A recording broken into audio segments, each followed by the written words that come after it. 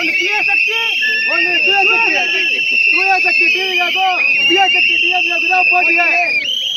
Stalin sir எல்லாம் முடிஞ்சிச்சு sir. பாய் bye sir. இது வெரி வெரி ராங்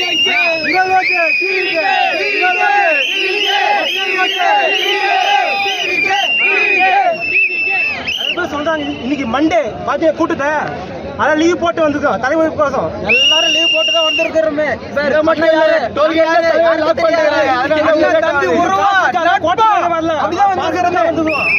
இன்னொரு 3 மாசத்துல பிளாஸ்ட்